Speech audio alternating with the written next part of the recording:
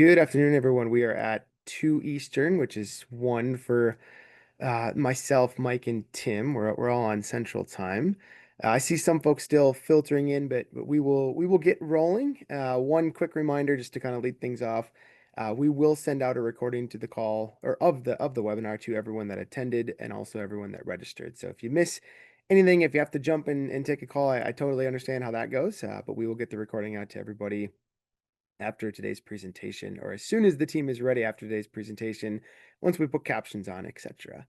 But with that, we will get rolling today. And I from me personally here at Alliance, I want to welcome you to today's webinar, which is Beyond Box Checking, the accessibility strategy behind Infinite Campus's software success. And we're really thrilled to have not only you here with us today, but also our amazing friends at Infinite Campus.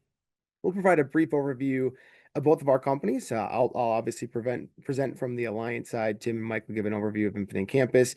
And then we'll kind of set the stage for touching on why accessibility is important. What in the world is a VPAT and an ACR? What's basically VPAT 101? Why that might be important to both your procurement as well as software strategy. And then you'll get a really great chance to hear from the Infinite Campus team. They have done absolutely stellar work over many years of really prioritizing and operationalizing accessibility. And I'm really excited for Tim and Mike to be able to walk you guys through sort of what they've done, where they've come from, and what that journey has looked like for them. Because I do think there's going to be a lot of really amazing and key takeaways for everybody on the call today. With that, I think we'll kind of jump to introductions of today's speakers. So I will lead off, and then I'll give it over to my amazing friends at Infinite Campus. So my name is Ryan Wheeland. I'm really excited to be talking with everybody today. One thing I will say from my perspective before I give my full intro is I will be watching the chat. So if you have questions, please do drop them in. I'll do my best. I have it on another screen over here on my right, so I will try to keep an eye on the chat. And if there's really timely questions, we'll try to answer them as close to real time as possible. But my name is Ryan Wheeland. I've been here at Alliant for a little over 8 years. So I've been in the accessibility space for a while. My official title is VP of Digital Accessibility Sales. So I'm afforded the opportunity to work with brands across the globe on building out an accessibility roadmap, walking them through their accessibility journey, and kind of outlining how Alliant can provide support on that journey. One of those clients that I'm very proud of the work that we've been able to establish together, and I'm really proud of the amazing work that Infinite Campus has done to provide accessible software to millions of students, as they'll talk about in a second, is the Infinite Campus team. So Tim, Mike, I will hand it over to you guys for an introduction of your roles.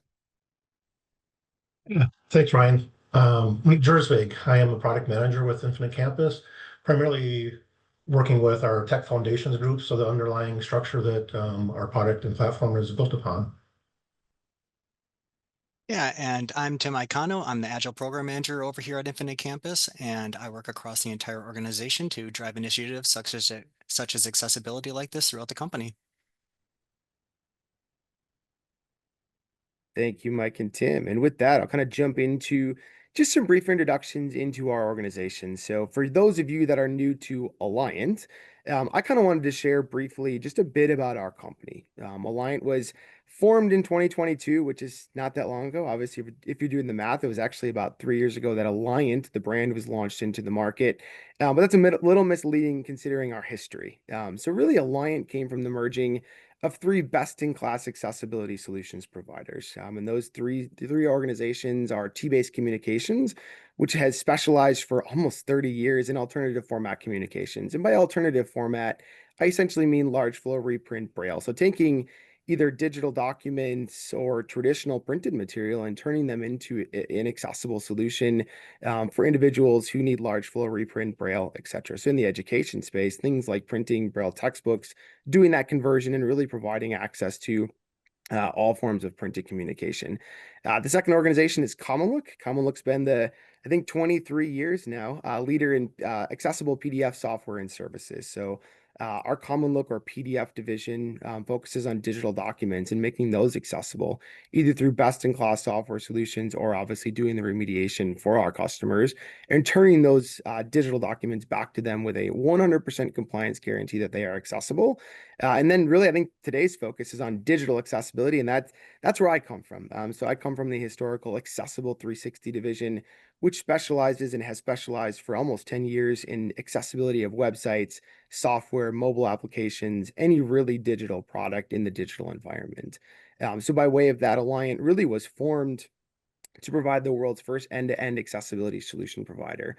And we provide that support for our customers across digital, document, and print needs. So the company's only about 3 years old, but we have actually been in business since 1995, really helping provide those accessible solutions to our customers. With that, Tim, Mike, I'll kind of let you guys give an overview of, who Infinite Campus is. Yeah, sounds good. And I'll take that one. So, similar, we're founded in 1993 by our founder and CEO, Charlie Cratch. Infinite Campus is an employee-owned company, and there's about 600 of us based in Blaine, Minnesota, with a mission of transforming K-12 education. So over the years, and if you did our math, that's 32 years, we've grown organically with no acquisitions to be the #1 trending student information system in the United States. But like the slide says here, we're more than just an SIS, offering over 1,500 simple yet powerful tools to meet the unique needs of our customers. We also have superior customer service and support, making us the most trusted name in student information and the best choice for districts and states. And not on the slide, but just a couple quick stats of some of our customers. We support 10 million students, 3,000 districts, 46 states, and 10 of those are statewide agencies. For more information, we do have that link on the screen right there, infinitecampus.com. And if you navigate through that screen, towards the bottom, you'll see a link for accessibility, or if you just want to put a backslash and write the word accessibility after that, you can go to a page that shows a little bit more specific about accessibility that Infinite Campus is focused on. Perfect. Thank you, Tim. And with that, and I do just want to call it. I see a couple questions in the Q&A. So I think chat is intentionally disabled because you can use the Q&A box, and hopefully I'm saying that right. And I already see a question from Julie. So Julie, we will get to your question. It's actually really well timed for one of the upcoming slides. So I will be sure that we get to that question. So Sue, I just want to let you know, I did see your comment in the Q&A. So I think chat's disabled. But you can ask any questions through that Q&A box on the Zoom control. So hopefully that helps. With that, we're gonna jump into why accessibility, really just to set the stage on, what is this? Where does it come from? What kind of drives this for organizations? And then I'll kind of have Tim and Mike add any comments they have for what the drivers were for Infinite Campus. So really accessibility is a modern day imperative when it comes to software development and sales, especially when we're thinking about products. The thing that we always talk about is an inclusive UX, right? So really thinking about every user that engages with your software or your digital product, right? Ensuring that that is accessible and usable to every individual, regardless of ability or disability. So really breaking down those barriers and ensuring that, regardless of how someone is consuming your technology, going through your product, it is accessible. They might have visual impairments, be legally blind and be leveraging a native screen reader. Does that native screen reader engage with the experience? Or are they left out? Someone with a physical disability that might not be able to scroll a mouse, click a mouse, can they engage with keyboard navigation, right? So really thinking about inclusive UX. I think, a lot of times accessibility is driven by the next two bullets or sections that we have on this slide, but the reality is a strong baseline and really thinking about inclusive UX is super important. Obviously, legal mandates. I think this is a really important and growing secondary driver for accessibility, right? Here in the US, we have two really big global mandates coming really in less than 12 months. So April of next year, both the DOJ Title II regulations, which I know Tim and Mike might speak about, it's a big driver for Infinite Campus in the Title II space based on all of those, K through 12 education schools that Tim mentioned they support and state agencies.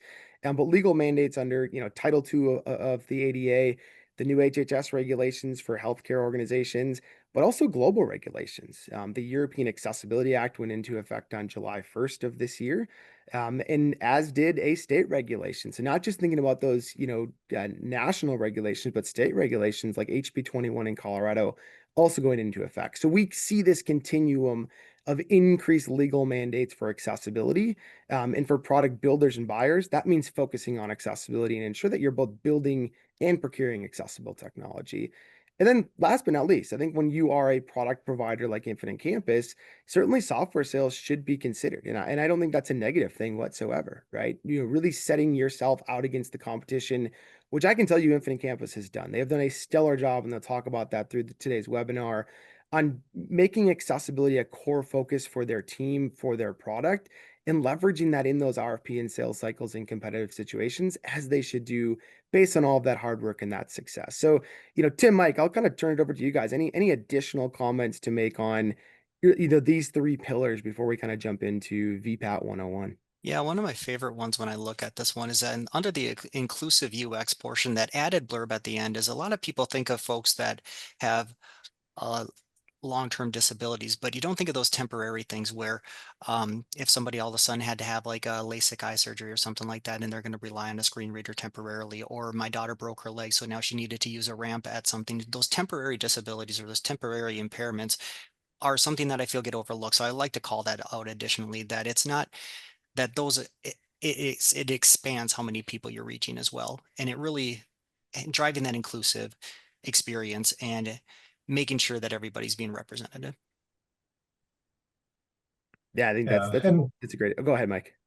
I was gonna say, yeah, I mean, as we're kind of building out our UX experiences and stuff like that, we've kind of had kind of an organic growth into that inclusivity part of things. And we can see with like the Title IIs and the different state regs coming down and stuff, that this was something that wasn't going to be something that was going to be optional at some point in time. So it was like, let's get on it and let's get moving forward with it and stuff, because you just to kind of see that coming down the road. So kind of get that focus going. Yeah, no, and I think it's a great point, Mike, and maybe we'll talk about that as the webinar goes on. But I think you bring up a really fantastic point on these regulations hit, now, if I'm doing my math right, let's call it like 8 months from now, 9 months from now. If you haven't done accessibility and you're a product team and all of a sudden this is going to come up in procurement basically constantly, as of Yep. April of next year, it's time to get rolling, right? And I think you guys did a really stellar job of being years ahead of that movement. But I think that's a really good point of really thinking about the forward thinking aspect Mhm. of we can't wait until April of 26 to start this, right? Get ahead of those legal mandates. That's the date that you need to be providing an accessible solution. So I think Yeah. that's a really stellar point. I appreciate you bringing that up. Yep. With that, we'll kind of go to VPATs. I think it's a really interesting word in today's state of accessibility. And this is where Julie, I think on 2 slides from now, we'll get to your exact question. And I'll call it that question for everybody listening in. Julie had a really fantastic question on the procurement side of VPATs. But I think it's important to kind of just level set, 'cause you might hear this word throughout the conversation on, VPATs and documenting accessibility through a VPAT. And I think there's a lot of misconceptions of a VPAT, what it is, what it isn't. So a VPAT is, I think it's always important to call out, what the V stands for in VPAT, right? It's voluntary. With that said, this is something that has become a really critical procurement vehicle for organizations in specifically the Title II space, but really a lot of the enterprise space as well. So this is really a template that's built by ITIC, and it was initially driven out of Section 508 compliance, and it's evolved over time, right? There's many versions of the VPAT for various standards. There's like a Section 508 VPAT still. There's multiple versions of a WCAG or Web Content Accessibility Guidelines VPAT that covers 2.0, 2.1, 2.2. There's an international one that really focuses on, EU regulations, etc. But at the end of the day, by and large, a VPAT is essentially a document or a template that goes through and identifies all the WCAG success criteria and kind of gives an attestation or a report card. I'll make this very relevant to today's webinar, kind of like a report card on how you're doing for accessibility. I'm going to basically looks at those success criteria and addresses, supports, does not supports, partially supports, not applicable, right? So there's different types of conformance levels that you can conform to. One of the things that I think is really important when thinking about a VPAT ACR, specifically on the procurement side, and Tim and Mike, you guys probably have a lot of thoughts on this from the product side. It's not meant to say that you're perfect, right? I think an ACR that's done really well and done by a third party through the proper forms of testing, which we'll talk about through the webinar, kind of gives you a state of where you're at, but also where you're going. What does your roadmap Mhm. look like, right? I think there's this misconception that a good VPAT says we support everything and it's 100%. In some ways, that might be a red flag. So I don't know if you guys have any thoughts on that from, the product side. Yeah, and that's a great goal to have, to be 100% compliant for 100% of all your users. But at times, it's simply not feasible with the technology that you're at the time, where the goal to have that continuous improvement and think of that progress over perfection is really key. And I love how you use this as a report card, where it really just shows and reflects how are you right now and what's what direction are you going with this? Do you see patterns in your VPATs? Are they getting better? Are they improving? And what's the story really teaching you there? And we get into that in a little bit in the future slides, but I really like the report card analogy being in the K-12 education space. Or Mike, anything to add from your side of those? We'll kind of go into creating a VPAT and then also procuring a VPAT. Um, Not particularly, I guess. I mean, it's a lot of extra work, but it's a very relevant piece of work to get to and stuff, and people are definitely asking for them. Perfect. So with that, I'll kind of talk about from a product side in this, Tim and Mike, you guys might have some, learnings from your side on this as well, but I'll kind of talk about it from purely from an accessibility perspective, right? I think there's a lot of important points when you're creating specifically your first VPAT, right? I think the first one is, and I think we could say this about everything in accessibility, right? This isn't just pertinent to the VPAT, but don't just check the box and create and treat it as like some magical shield that you're going to send out and everything is going to be fine, right? And I do think the industry is getting better, but I'm also, kind of, it's almost hard for me to say, but there are a lot of VPAT ACRs still floating out there that are not worth the paper that they're printed on, right? Someone in sales, and look, I'm a sales guy, so I don't get it, but I get it, I guess. You can throw me under the bus. Someone in sales in an RFP scenario said, we need a VPAT, because it was part of the RFP submission. They downloaded it and they just say, we support everything. We're fully accessible, right? I think don't just check the box. It's okay to not support, 100%. And, don't just say that you support everything if it's not true, right? I think this is meant to be an accurate attestation to where you're at with accessibility. And don't just assume because you have a VPAT means that it's done right, right? So I think there's a lot of things that you can take away from this in the sense of how you get a reputable VPAT, right? And I think that's doing it with a third-party vendor like Alliant. And Tim, you and Mike will talk about this as we go through the presentation. But really having a reputable vendor and a reputable set of accessibility testers and engineers do that testing, right? It should show that you've had testing done by people with disabilities. It shouldn't just say and be a box check of, well, here's the success criteria and here's how we support or not. The reality is you can support a lot of WCAG success criteria and not have a usable product. And so really including people with disabilities and documenting that of where you're at, where your roadmap is, where you're going to with your product and software is super important. And when you have that VPAT, you should be proud of sharing it publicly. I know that's something that the Infinite Campus team has done, even on your website, having a really strong accessibility statement and talking about your roadmap. And that's something you should really, really be proud of. But also, you should be updating that VPAT over time. And I'm not going to have you guys harp on this side because you're going to talk about the amazing work that you guys do in like continuous development and continuous testing of your software. But from a VPAT creation side, anything to add, Tim and Mike, before we kind of go into evaluating a VPAT, which is, Julie, I know you've been waiting. I'll get to your question on the next slide. Um,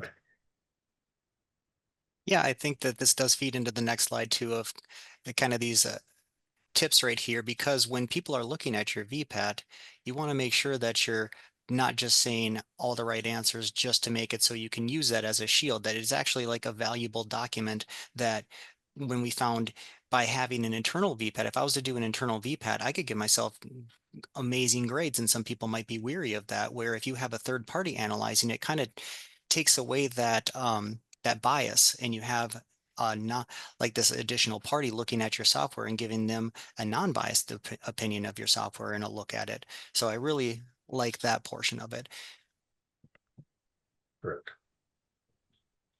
Perfect. So then we're going to jump to evaluating a VPAT. And I will tell you, this is something that I've spent a lot of my time and energy on in the last 18 months and really helping organizations build out software procurement models and third-party procurement models through a lot of amazing work that like Disability In is doing and working with an individual like Jeff Whistle, who built Procure Access at Disability In. But when you're on the procurement side, right? So let's this is the inverse of creating a strong VPAT ACR, but now it's evaluating the VPAT, right? What should you be looking for? And this is where Mhm. Julie, we will get to your question And I'll actually just I'll state Julie's question now, and Tim, Mike, you guys might have some great insight on this from the product side. In fact, you're probably perfect to answer this. Julie's question is, if it is in policy to request a VPAT or ACR and a vendor does not have one and is not seemingly willing to do one but says they comply with WCAG 2.2, what are some alternatives in lieu of a VPAT? Is the solution simply either provide one or don't use them? So I'll give my answer first because I think it really ties into evaluating a VPAT, but also just, not just having the VPAT be the end all be all, right? And I think that's actually a perfectly timed question for evaluating a VPAT, but also evaluating a third party software, right? Because I think a lot of times over time, the sort of standard procurement vehicle has been the VPAT ACR. But I think that also makes the VPAT ACR a checkbox on the procurement side, right? Like, do you have one or do you Mhm. not? Well, it doesn't mean that's an end all be all. And you might not have a great VPAT, but you might be doing a really fantastic job of continual testing of your software, improving the product over time. So I would say, Julie, my answer to that as an accessibility SME would essentially be if they don't want to provide a VPAT ACR, I mean, a software should have one, to some extent, one that's, kind of up to date. And we'll talk about some of those metrics in a second. But I would also say, in lieu of that, I do think like having them show accessibility reports, how they're doing their testing. Tim and Mike are going to talk about some of the reports that they have out of our platform that go, I would tell you, well beyond the VPAT. Infinite Campus doesn't just think of, and I don't want to speak for you guys, but I feel like I can in some states, stating positively towards you guys. You go well beyond the VPAT ACR. It's not just like, well, we need this document and then we'll come back in 12 months and test, right? It's continually doing ongoing testing, including people with disabilities, remediating against that. And you guys have really amazing reporting that shows that this isn't a box check. This is something you're embedding into your software lifecycle and you're showing that continuous improvement over time. So I would say, Julie, from my perspective, if a vendor's not going to give you a VPAT ACR, they should be able to give you pretty strong reporting and documentation on where they're at on that journey, what they've resolved, what they've fixed, and sort of how they're building this into their software life cycles. But Mike, Tim, I'll let you guys talk about that in the sense of like evaluating a VPAT, but Yeah. then also, in the sense of Julie's question, which I think is perfectly timed for this slide. Yeah, it is, and I think they go in tandem. They go hand in hand. So you can have a VPAT, and just like the last slide says, the VPAT's not necessarily just a shield. It's what's the story behind it. What are they telling you? So if they're not able to provide a VPAT or an ACR, you can also ask them, well, how is this aligned in your strategy? What are you doing for this? Or do I have a specific need? I have a teacher that needs this to be screen reader compliant, that I can actually use a screen reader for this. So if you have a specific need, you can ask those questions and really treat that relationship well of, am I getting what I need out of this? Um, so I think that they go hand in hand with that. So the VPAT is one thing, and then the how they approach it, how their strategies align with this, and how they're looking forward for accessibility also goes hand in hand with that. So that you kind of, I like to have both of them. We have both of them where we have the VPATs and we also have the strategy aligned with this. We prefer to have both of them, but I don't think either one of them's the end all beat all. It's really having that communication and asking questions and getting curious about how they're structured around this and understanding your needs for the accessibility requirements. Do you fall into these Title II deadlines and things like that where you need to have those? Do you, for your own protection, how you're using the software? Correct. And as like the RFP processes are going in some of the different states, they're putting a higher weight on these VPATs and your ACRs and such like that. So I mean, it is a checkbox, but it's becoming a higher level checkbox. They're putting more weight Mhm. onto these things as you go forward. So, I mean, in order to stay a relevant vendor in some of these spaces, you do have to have these going forward because it's no longer like, yeah, we kind of got it. You can't just brush it off. Yeah. Yeah, Mike, I think that's a fantastic point. I think that's a really fantastic point in the sense of Julie's question as well. And what I would that's kind of how I'd close that out, Julie, based on Mike's comment is, and I think it was stated perfectly, don't assume you're the only one asking for it, right? Like don't think that's you're the only one asking the vendor or you're making them do something that's kind of erroneous for lack of a better term, right? I think to Mike's point, this is the only, good, bad, or otherwise, it is the only really strong standardization of accessibility from a like a request of a formal template perspective. That might change in the next 12 months, 24 months with some of these new regulations. I don't know.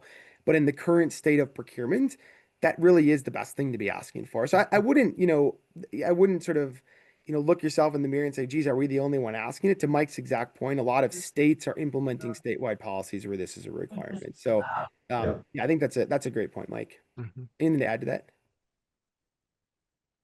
Perfect. Awesome. So hopefully, Julie, we answered your question. Rito, I think I'm saying your name properly. I did see a question in the chat or the Q&A as well. And that is it possible to derive a VPAT from a LOC? Well, this is a fun one because an LOC is something that Alliance, kind of built in the space about 8.5 years ago, 9 years ago. I think it started a little bit before I was here. That LLC was driven out of sort of giving a third-party attestation of a website or a product's accessibility based on live user manual testing. It really came out of demand letters and lawsuits, so the litigation side of accessibility. But I would tell you from an alliance standpoint, Rito, to your question, 100%, because the VPAT really just, again, as I stated, kind of goes through that WCAG success criteria. And that's really what our LLC goes through as well. The LLC is just issued, I would say it's a more stringent documentation that actually documents accessibility. So it goes above and beyond a VPAT ACR. But absolutely, you can derive a VPAT out of an LLC and the testing results that you have from your vendor. So yeah, great question. With that, we're gonna kind of go to really, I think, and I'm gonna stop sharing because I think we're gonna make this a little more Q&A, and this is where I get to really grill the Infinite Campus team on all the amazing work that they've done. So I'm gonna stop my screen share so that we can do this more interview style. And with that, Tim and Mike, I'm gonna kind of start firing questions at you guys. And I'll kind of lead off with like just share with us in the audience because I think this is a really an interesting story. Like, what prompted your commitment to accessibility in the early days, I'll call it, 'cause you've been at this a long time. Yeah, so as you mentioned, it's been an ongoing topic here at Infinite Campus, but we really ramped up our most recent efforts in January of 2024, where we had immediate customer needs, the regulatory deadline that you're speaking of earlier, and just general product vision as we view that this is the right thing to do. So focusing on the immediate customer needs, we've seen an increase in the awareness around accessibility from existing and prospect customers. So the general buzz around accessibility, whether it's a customer with a specific need or just a general passion around accessibility, we're getting that feedback and we're taking that in and really focusing on it. And then the big one, the regulatory deadlines. We fall into the American with Disabilities Act, the ADA Title II regulations, which is conforming to the WCAG or Web Content Accessibility Guidelines 2.1 AA. And that standard is the deadline for that is April 24th of 2026. So we really wanted to get ahead of that. And then just the general right thing to do. We develop software for people to use. So we want this to be as inclusive as possible for all of our users. So those are the real three drivers for this. So immediate customer need, regulatory deadlines, and just viewing it as something important to do. Perfect. I think that nails all sides of it, right? And that just I think speaks to you guys not treating this as a checkbox or just saying, well, darn Title II, now we need to do this, right? I think and you were ahead of that journey, and I think that just speaks to the strong commitment to UX. I think that's super helpful and a Mhm. great insight into how you guys initially jump started accessibility at Infinite Campus. With that, and I know we've touched on this a little bit, but I know, and I guess, maybe because I've been so close to it, you guys are big advocates of working with a vendor on obtaining that Mhm. VPAT, right? So not doing self-generated VPATs, and I think there's an important procurement side of that as well, within your program. But like, I don't know, you, Mike, Tim, want to speak about why you guys view that as important? Because I do think that's an important aspect to the audience that might be listening to this live or obviously, in post.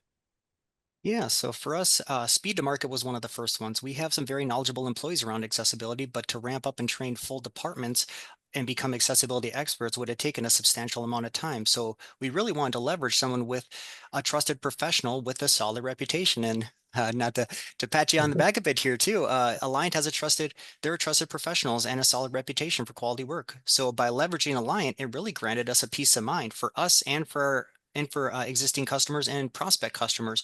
As you mentioned earlier, there might be some concerns with self-certified VPATs of did they just check the box? Did they just fly through it? So this kind of grants us that added peace of mind.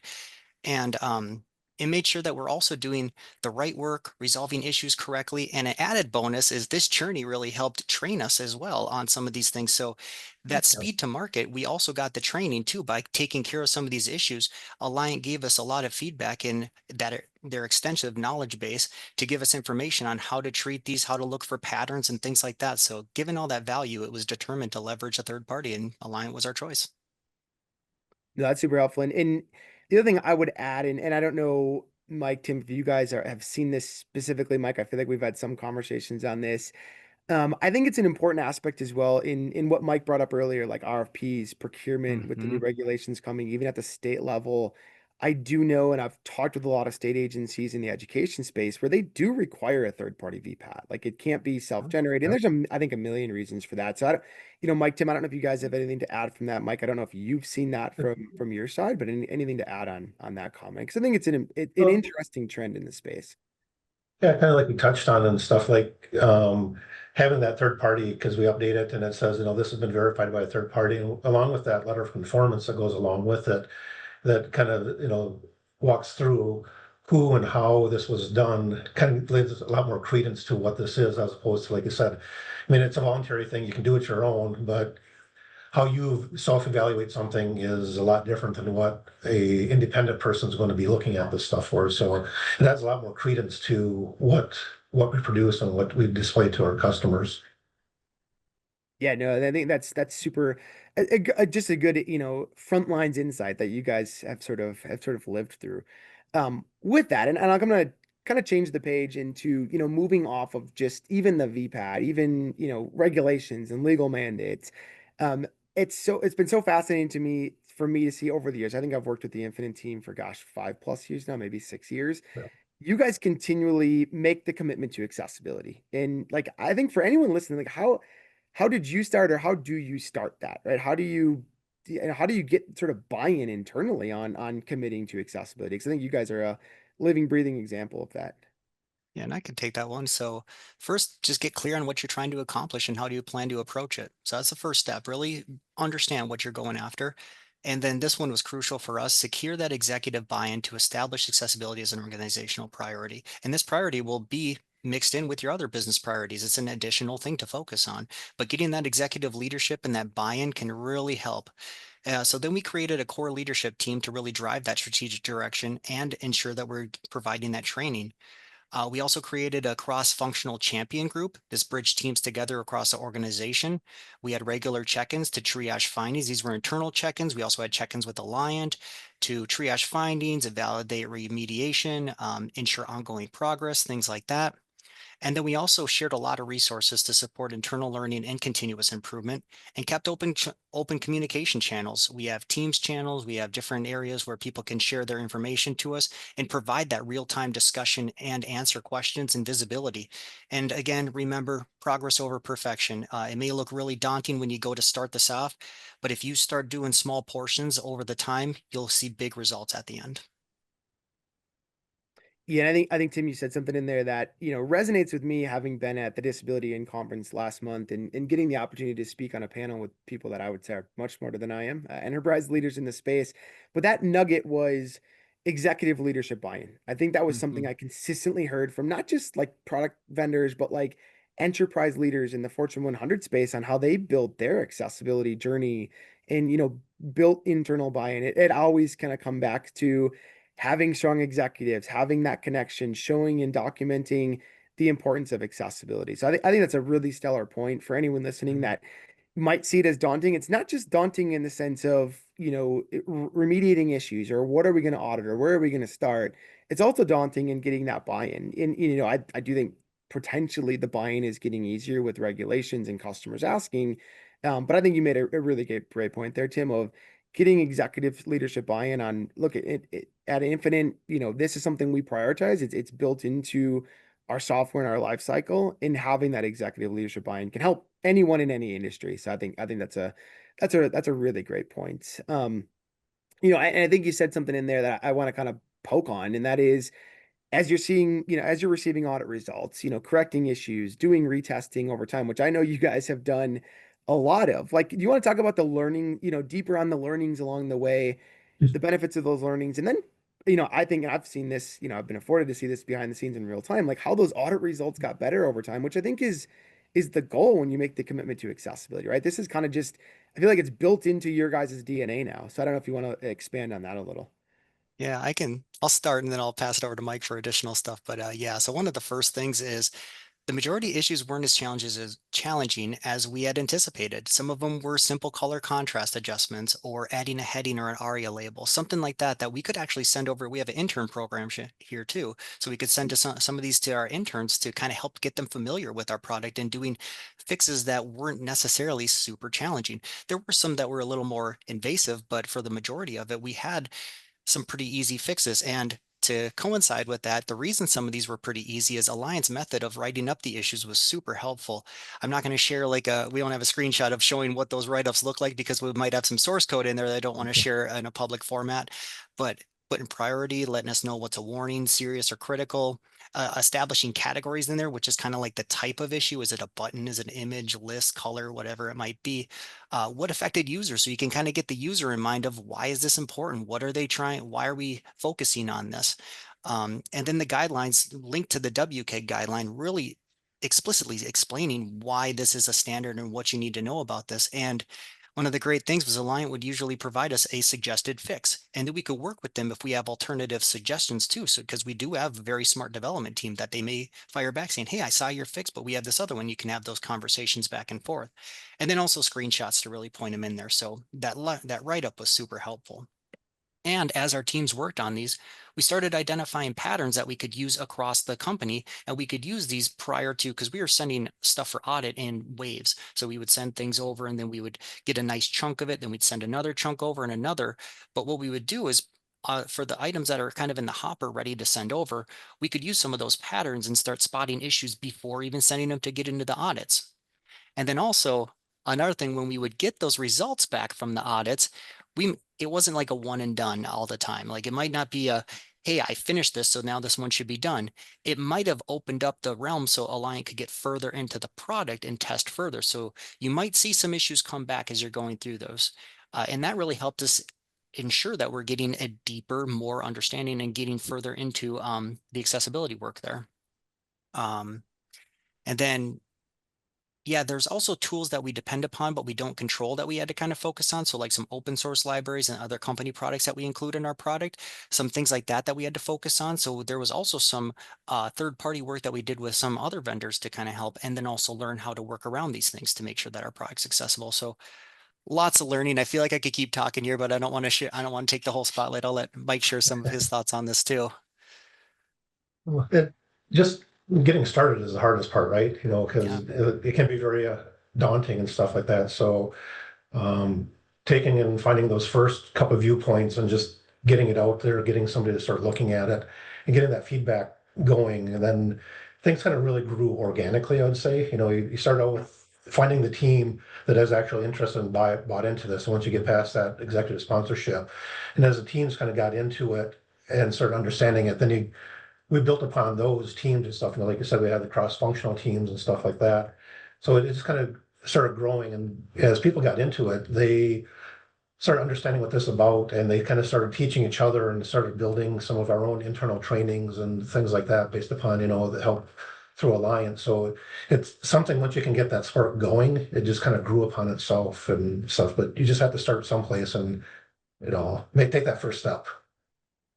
Yeah, no, I think that's such a great point, Mike, in the sense of like I think that's always the hardest part, as you said. It's like, Mhm. organizations, whether they're a product vendor or an e-commerce site, right? They want to do accessibility, but it's the fear of the unknown almost of like, where do we start? What are we going to find out? But to that point, Tim, I think you made something that, I think it's fascinating, and I'm definitely going to be stealing in my day-to-day work with clients on. You had interns fix issues, right? I think there is this Yeah. like fear of remediation being overly difficult. But I think, and I do want to say, like, we do believe strongly in how we deliver results and making that very tangible. But I love the fact you guys were able, as a complex software, to employ interns to do remediation. And I think that's just, it speaks volumes to, Mike, as to, an extension of your point of getting over that hump, like just starting somewhere, getting the results. And once you have the results, then you can start to prioritize them. But I do think there's this fear of remediation is going to be so challenging. Almost no excuse. Infinite Campus had interns fixing accessibility issues, which and how cool for those With interns, like as a just embedding into like what they're going to do in the future in the development and design world. That's a pretty cool story. And with that, I think, kind of jumping off of that, and Tim, you got a little bit into this, the fact that you guys are an agile shop and like how, over time, because I do think, a lot of organizations almost see this as like, well, we just need an audit and like it's just endless audit cycle. But how did you guys over time build accessibility in early in an agile workflow? I think that's a, you kind of touched on that a little Yeah. bit, but I think I'd love for you to expand on that. Yeah, so when you think about accessibility, so accessible code, we kind of think of it as better code. So when you build accessibility, or when you think of accessibility early on, you think of things like using clear headings, descriptive link text, logical workflows, proper color contrast. And these are accessibility items, but they make it easier for everyone to navigate and understand your content. So when you think of these topics and address them early on, it can really improve your code quality and reduce the risk of rework with that code quality. And to clarify on early in the development lifestyle or life cycle, we do try to, well, I use this term from one of our architects, we try to tease out our NFRs. So accessibility is one of our non-functional requirements. And we try to tease this out early in early, like in requirements gathering, journey mapping, work breakdown exercises, and so on, and really trying to get the mindset of that early on so that we can think of it as we move forward. No, that's super helpful. Mike, anything to add on that point? Otherwise, I definitely have another question that came up as you guys were kind of going through this. Hit us with the next one. And so, Tim, you said something I've heard you say this, many times in many of our conversations over the years, but accessible code is better code.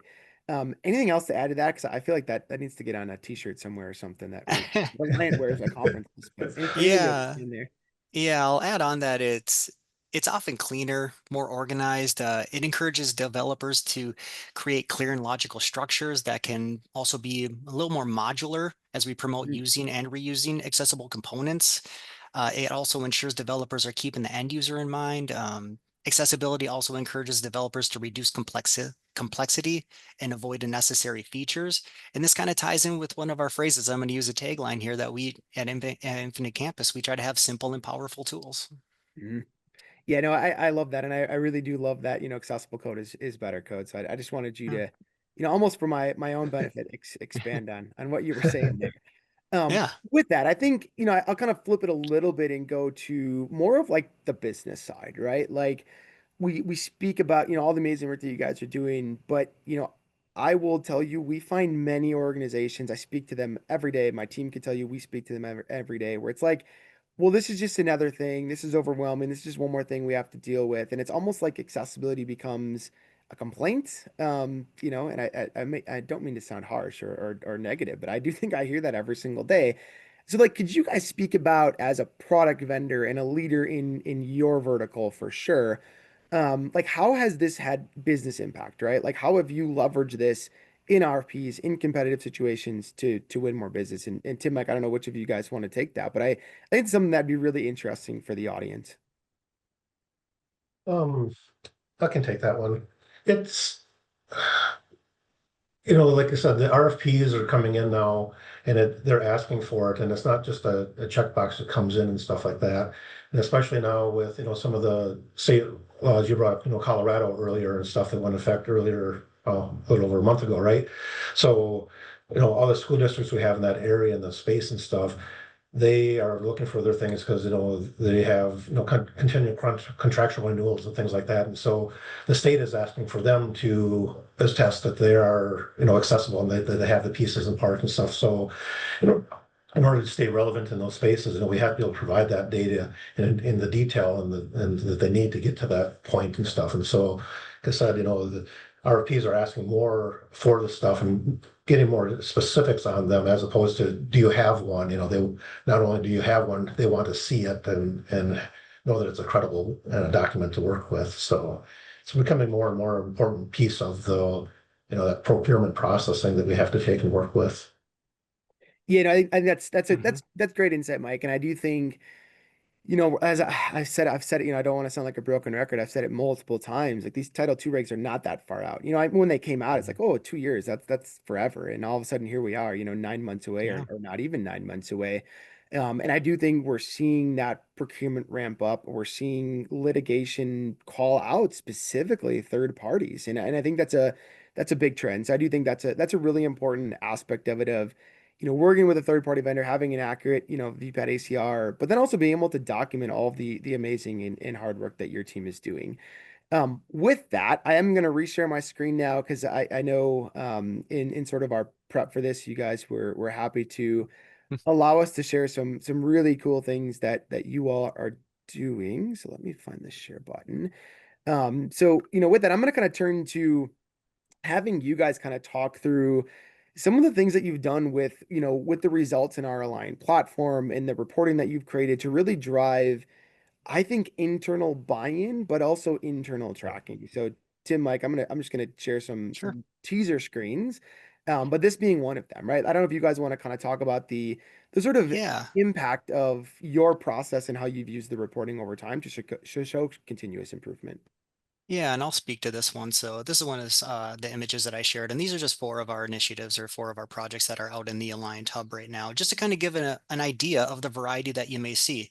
So as you can see, the top two have active um, active activities going on. Those are active right now, even though three of them say maintenance. The top two are actually uh, active ones that we're working on. And then the bottom two are completed, but they are in the maintenance cycle. And I'll start off with the bottom right one. So this was one of our first ones where we sent over a large tool, a large thing to focus on. So we got 567 issues. And we went through this and we really started taking care of these. And we felt like this one was, since it was one of our first ones, it was a bigger chunk than we felt was right sized for us. And this will be different for all the different organizations that are using this. But for us, this one felt pretty large, pretty substantial. The one to the left of it, the OLR, that one had 125 issues, and that one felt really good. That felt like a good size of this is a manageable project so that when we go through like our walkthroughs and our maintenance cycles and things like that, this feels like when it comes back to us, we're not going to have an expectation of a large amount of findings, additional findings when we go through maintenance and walkthrough. And then when I talk about the maintenance cycle, our login page is one, which is a bit smaller. That one is actually in a maintenance cycle right now, where over time your product changes and you add features to it. Guidelines can change as well. So this one got reviewed in our maintenance cycle to maintain, like we were mentioning earlier, to keep our VPATs up to date and our ACRs up to date. So this one had a recent walkthrough, a maintenance cycle one, and they found 3 issues out of the 46. So we're triaging those right now and we're remediating those right now. And then just to show another flavor of one that's in a QA session, the component library on the top left. And this one is also unique where it's not a specific tool on its own. So we have the login pages, we have a parent portal, we have an online registration. Now this is cherry-picked tools that are or components that are used across Infinite Campus. So this one is a widespread, lots of individual components and pieces that are used heavily. So we have different flavors. So this was really just to show multiple varieties of how you can approach accessibility. And we've tried quite a few of them, and this is what's working for us.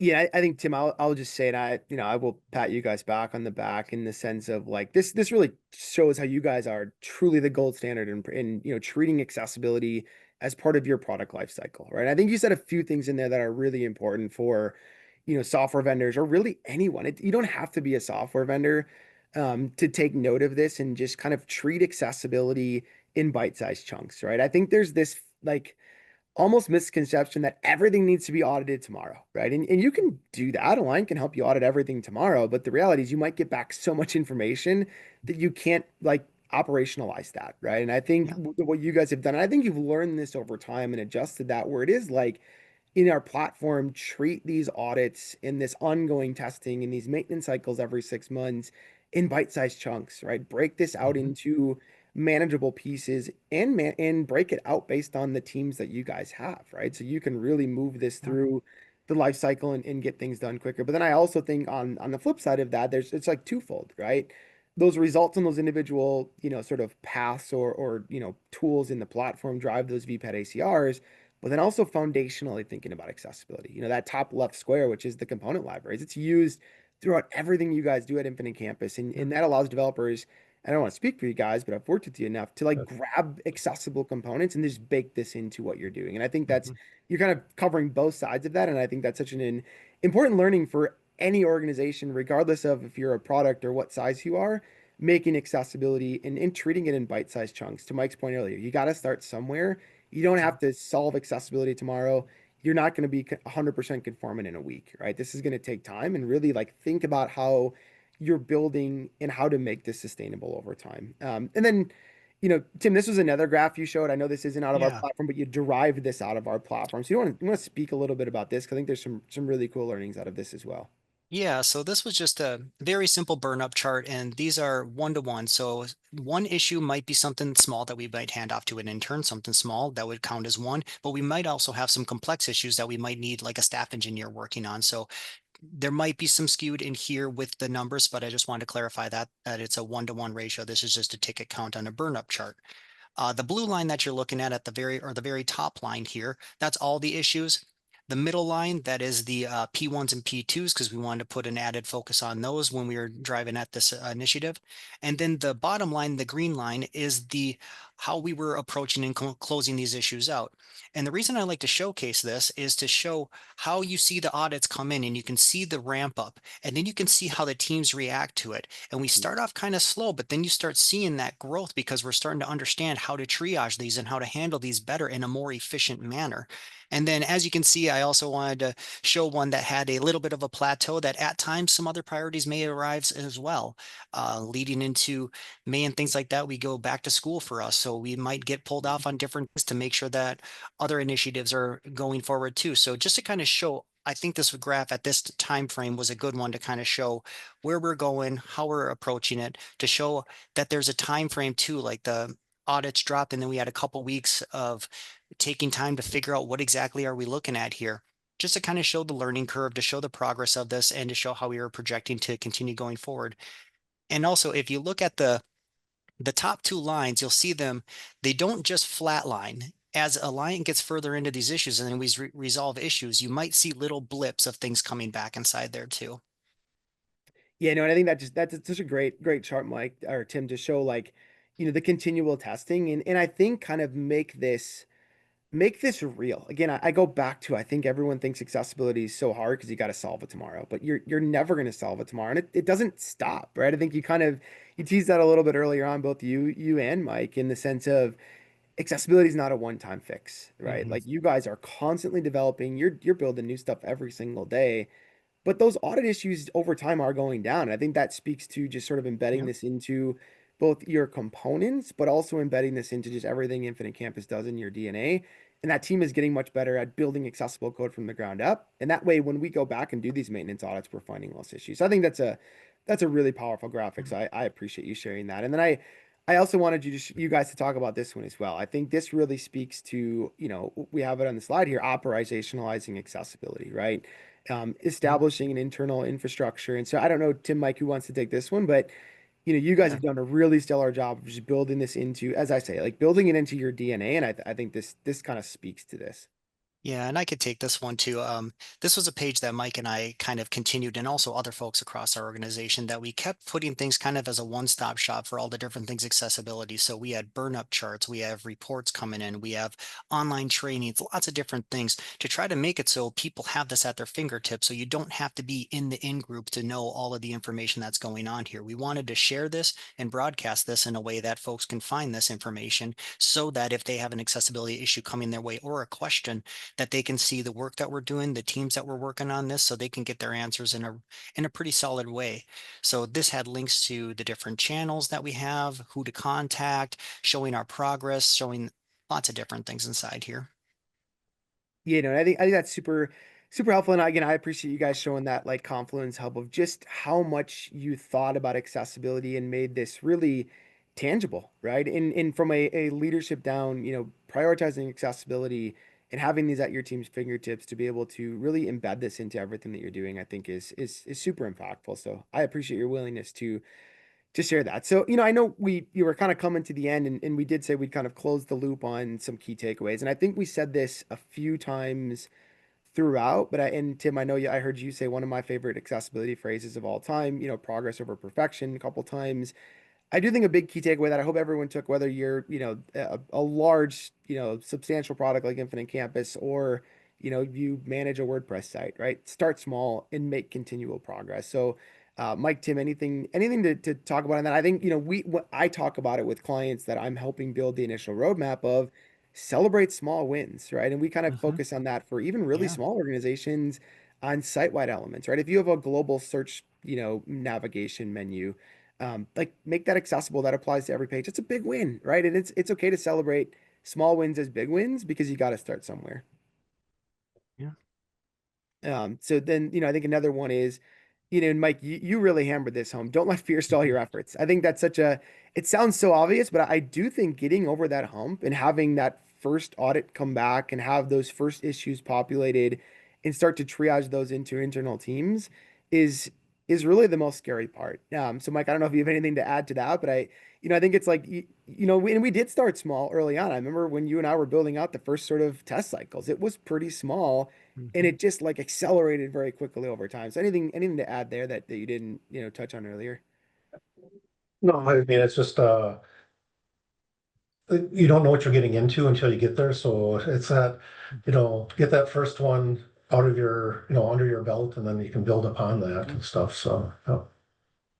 Yeah, and I think the next one is, obviously near and dear to me and everybody in the space. And Tim, you talked about this a lot with like Yeah. just prioritizing accessibility.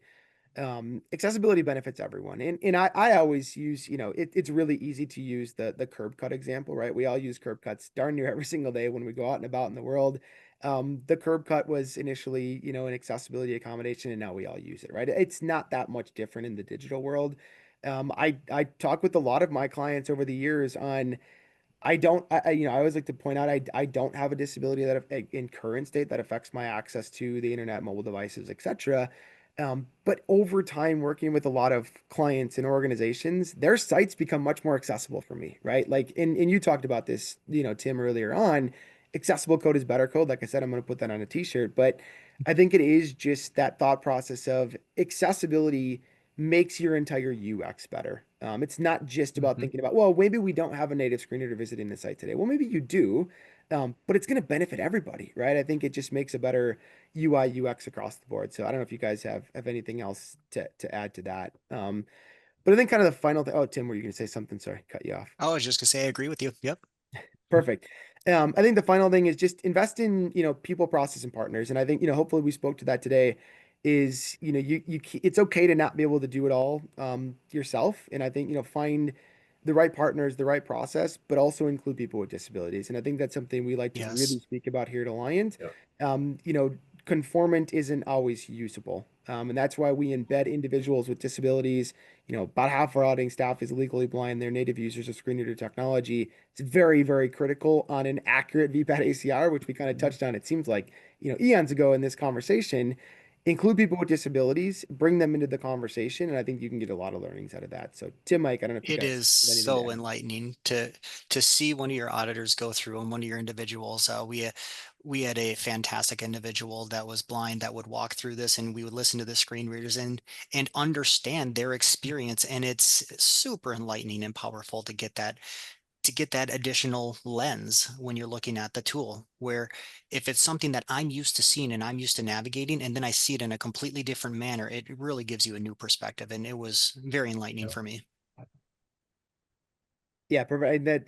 That's great intel. So I appreciate you sharing that. It's something that is definitely near and dear to us here at Alliance. With that, I didn't see any other questions come through. Obviously, you have any questions, pop them into the box. I'll keep an eye on it here for a second. But we also did want to, and like I said, we'll share out the recording. So we did want to share all of our contact information. I think I speak for, Tim, Mike, myself. If you have any questions, reach out. And it's okay to have questions. It's okay to not want to, state them in a public forum. I've been there, done that.